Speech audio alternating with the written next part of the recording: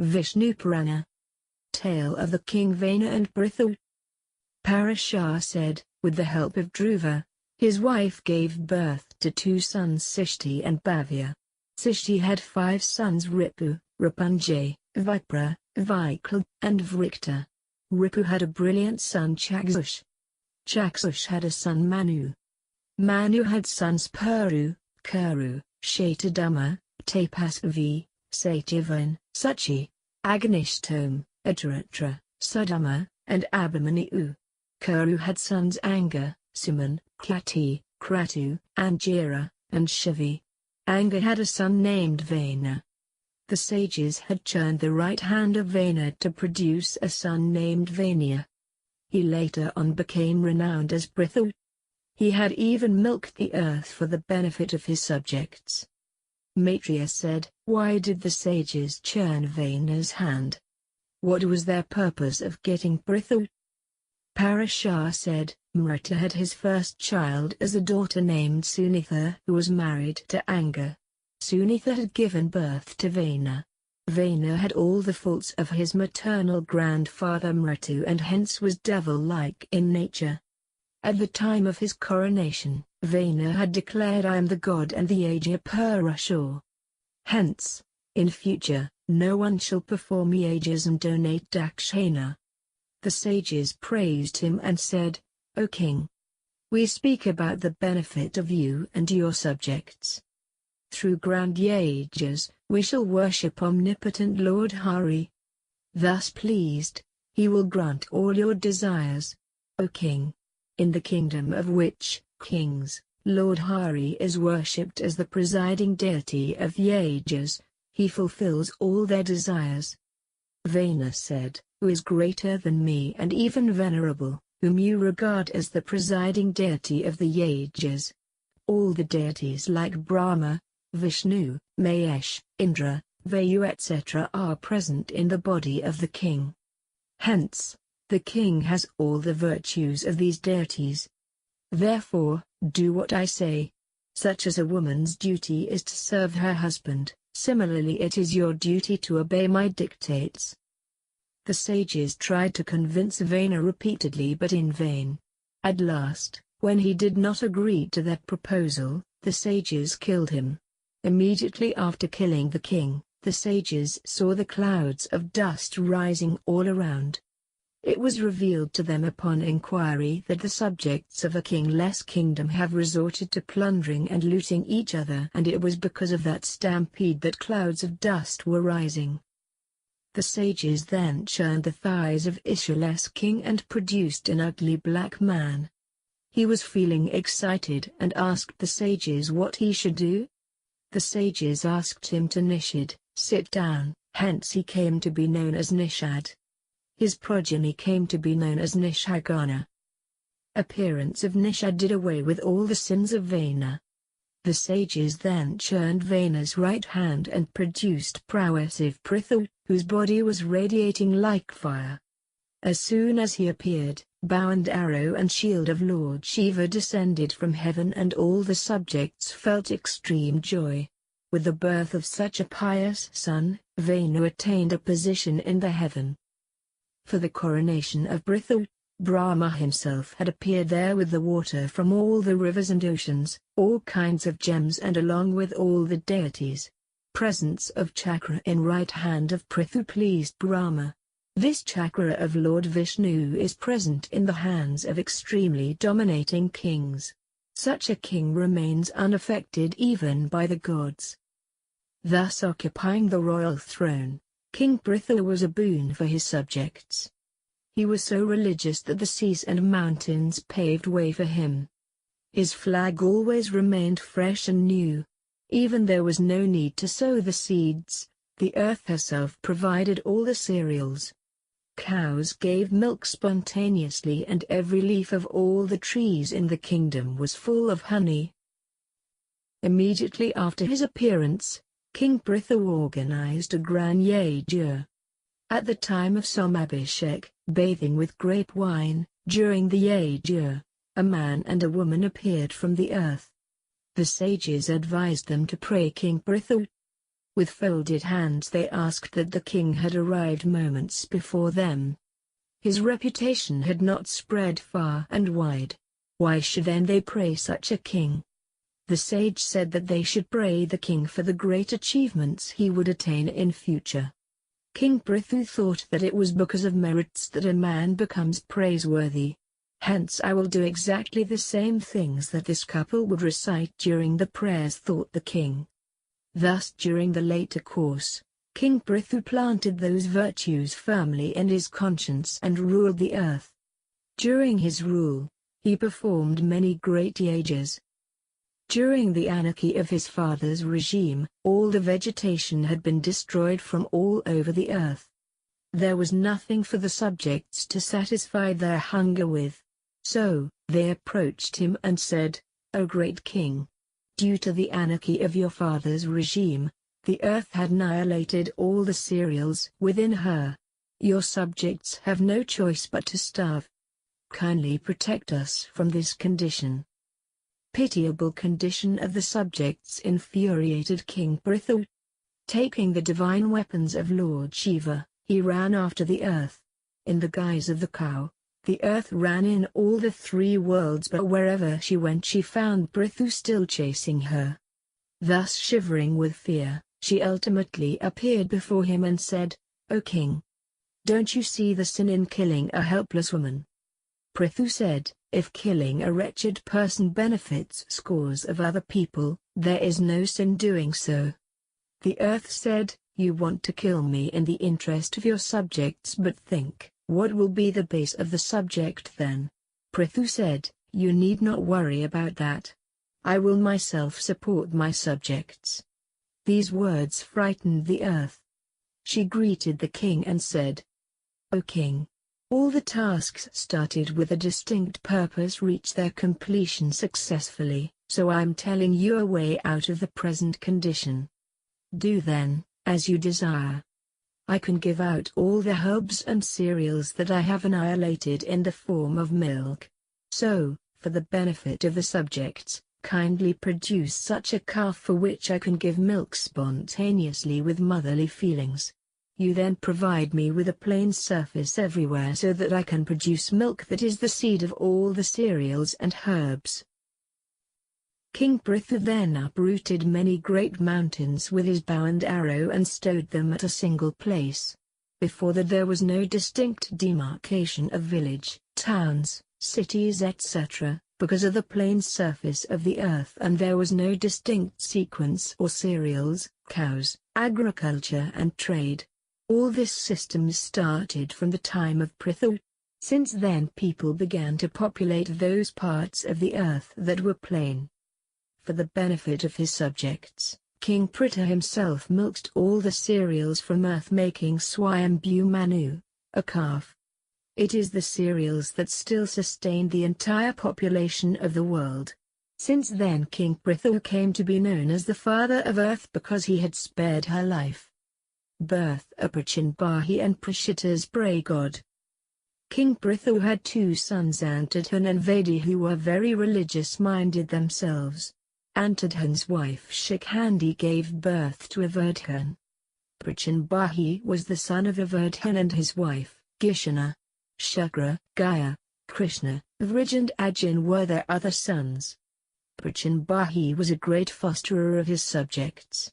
Through continuous oblations, he increased his subjects to great limits. King Prajapati married again with Savana, the daughter of Samudra, and they together produced 10 sons. All of them were known as Prashitas, who were expert in the art of archery. All of them observed serious penance under the sea for 10,000 years. Maitreya said, "O great sage! Kindly narrate to us the reason for which Prashitas observed severe penance under the sea." Parashar said, "Once by the inspiration of Brahma, King Prajapati asked his sons Prashitas to continue the progeny in an honored way. Prashitas agreed to obey the dictate of their father, but they asked, 'O father, kindly narrate to us, what should we do to enable ourselves so that we could carry out the process of reproduction?'" King Prachinbahi said that worship of Lord Vishnu was the only thing that enabled a person to achieve his desired objectives. He dictated his sons to worship Lord Vishnu. It was by the dictate of the father that all the 10 Prajapatis observed severe penance for 10,000 years under the sea. At the end of their penance, Sri Hari appeared before them radiating with blue light like a freshly bloomed blue lotus. Accepting the greetings of the Prajapatis, Lord Vishnu asked them to seek a boon. Prajapatis then told the dictate of their father. Lord granted their boon. Thereafter all the Prajapatis re-emerged from the waters. Marriage of Prajapatis and birth of Prajapatis. Parashar said, during the time when Prajapatis were engaged in penance, the earth was unprotected. Hence, huge trees came to cover her everywhere on land. Their foliage was so dense that cut off entire sky and the sun could not reach the surface of the earth. After their emergence from the sea, Prajapatis got very angry when they saw the trees. In anger, they let out formidable flames mixed with ghastly winds and uprooted all the trees before reducing them to ashes. A massive destruction of the trees followed. Seeing that Soma, the king of the trees, approached Prajapatis and requested, "O kings, kindly relinquish your anger and listen to what I say. I will mediate a pact between the trees and you. The trees have produced an extremely pretty girl named Marisha. Her creation has been meant only for the continuation of your progeny.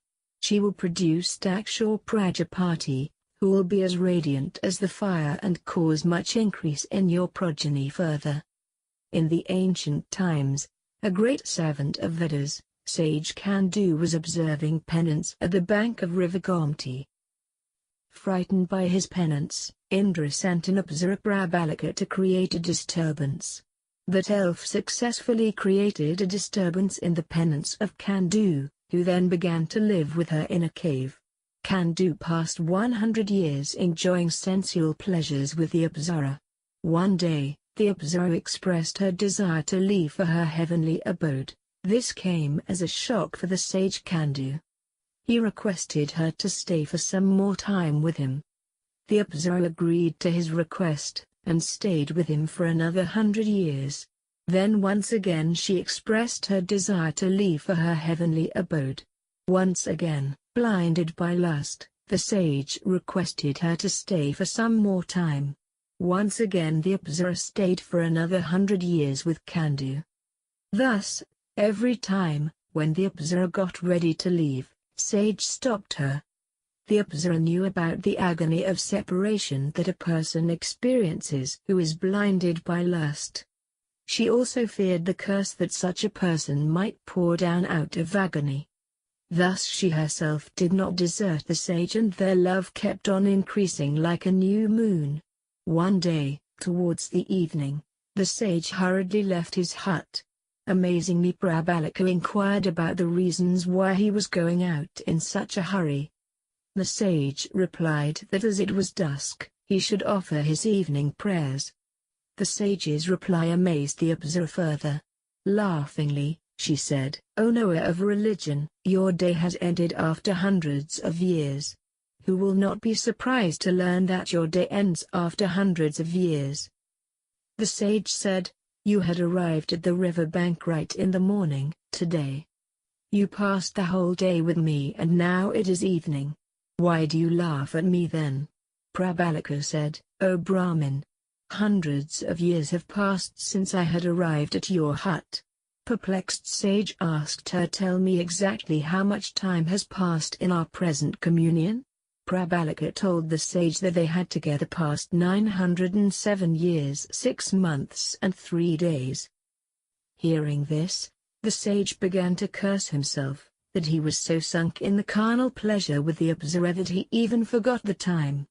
He also began to fret that his whole penance had been brought to naught. Thus cursing himself, the sage also scolded the Apsara, and asked her to leave his hut at once. The Apsara was shivering in fear while her whole body was drenched in sweat. When she left the hermitage, She wiped her sweat with the leaves of the trees. While having carnal pleasure with the sage, Prabalika had conceived. Her fetus also oozed out in the form of sweat and was collected on the leaves. The wind brought the different parts of the fetus together while I nourished it with my rays.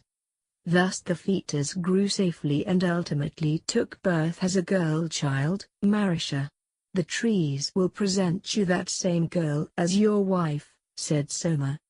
On the other hand, after his penance was disturbed, sage Kandu migrated to Purushottam region, modern Jagannath Puri, and began his penance afresh, to please Lord Vishnu.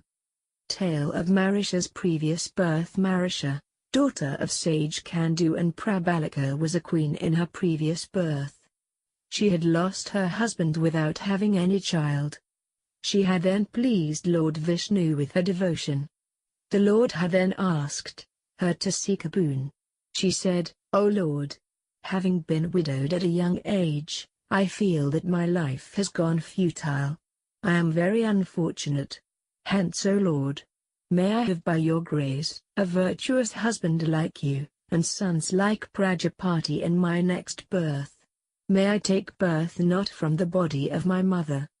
Lord Vishnu said, "All your wishes shall come true in your next birth. You will have 10 prowessive and popular husbands. With their help, you will give birth to Prajapati, whose progeny will populate all the 3 worlds. You will take birth not from your mother's body, still you will be unmatched in beauty."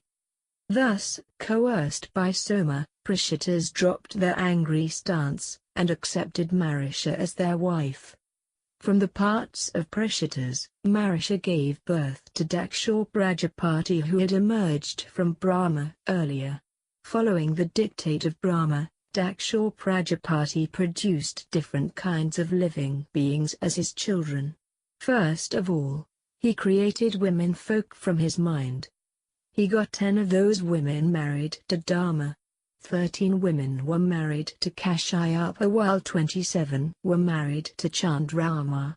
All the gods, demons, nagas, cows, birds, Gandharvas, Apsaras, giants etc. are the progeny of those 50 women. Maitreya said, "O great sage, I want to hear the tale of origin of the gods, the demons and all other creatures in detail." Parashar said, "Daksha created the sages, Gandharvas, demons, and serpents from his mind first. But none of those creatures could continue the progeny. So, with an intention of producing his progeny through carnal union, Daksha married Asini, the daughter of another Prajapati. Daksha and Asini together produced 5,000 sons. All of those sons were eager to continue the process of reproduction when Devarshi Narada approached them and said, 'O children, it appears from your action that all of you are eager to begin the process of reproduction right now. But before you do anything, kindly listen to what I say. All of you are so ignorant that you do not know anything about the earth. How then will you carry out the reproduction? Look. You can move anywhere in the universe, so why don't you go and see the end of the earth?" Thus motivated by Narada, all the 5,000 sons of Daksha dived into the sea and never returned thereafter, like a river annihilates in the ocean. Daksha then married Vairuni and produced 1,000 sons. They also intended to carry out reproduction but were misguided by Narada. They too followed the footsteps of their elder brothers. Learning about the fate of his sons, Daksha cursed Narada. Then Daksha and Vairuni gave birth to 60 daughters. 10 of them were married to Dharma, 13 to Kashyapa, 27 to Soma, 4 to Arishtmaya and 2 to Angira and Krishasava each. Arundhati, Vasu, Yami, Lamba, Banu, Marutvati, Sankalpa, Muerta, Sadaya and Vishwa were the wives of Dharma. Vishwa gave birth to Vishwadeva, Sadaya to Sadayagana, Marutvana was the son of Marutvati. Vasu gave birth to 8 Vasas. Lamba gave birth to Goshur, Yami to Nagvithi, whereas Arundhati gave birth to all other creatures that dwell on earth. Sankalpa produced Sankalpa, that is omnipresent resolution. Names of the 8 Vasas were Ap, Dhruva, Soma, Dharma, Anil, Anil, Pratush, and Prabhas. Vait and Shrama, Shant and Vani were the sons of Ap. All-annihilating Kal was the son of Dhruva. Vaka was the son of Soma. Dravin, Tuta, Itava, Shishur, Pran and Varuna were the sons of Dharma. Manajaf and Avijagati were the sons of Anil. Sharastam, Shuk, Vishak and Nagmya were the sons of Anil. Pratush had a son Deval. Vatstri, the sister of Brihaspati, was the wife of Prabhas. They had Vishvakarma as their son. Vishvakarma himself had 4 sons: Ajakpad, Ahobudanya, Twashta, and Rudra. The great penance of Vishwarup was the son of Twasta. O great sage! Ha, Bayurup, Triambak, Aparajit, Vrishakapi, Shampu, Kapadi, Raivat, Mrigvyad, Sharpa and Kapali are the 11 Rudras. Sage Kashyapa had 13 wives: Aditi, Diti, Danu, Arishta, Zurasa, Kasa, Zurabi, Vinata, Tamra, Krodavisha, Ira, Kadru, and Muni. Now listen to the description of their progenies. During the previous Manavanta, there were 12 gods, named Tushit. At the end of the Manavanta, they met together and said, O brothers! Let us now enter the womb of Aditi and take birth as the gods again in Vaivasvat Manavanta. Thus, Vishnu, Indra, Aryama, Datta, Twashta, Pushur, Vivasvan, Savita, Maitra, Varuna, Anzu, and Bhaga, these 12 sons of Aditi came to be known as Aditya. The 27 wives of Soma gave birth to many talented sons. Wives of Arishtama gave birth to 16 sons. Thus in all 33 gods, including 8 Vasas, 11 Rudra, 12 Aditya, Prajapati and Vashaka, have been described in the Vedas. All of them are capable of taking birth at will. Just as the sun rises and sets, similarly these gods also appear in different yugas. From the part of Kashyapa, Diti gave birth to 2 invincible sons, Hiranyakashipu and Hiranyaksh, and a daughter Sinhaka who was married to Viprashiti. Hiranyakashipu had 4 sons: Anuhad, Alad,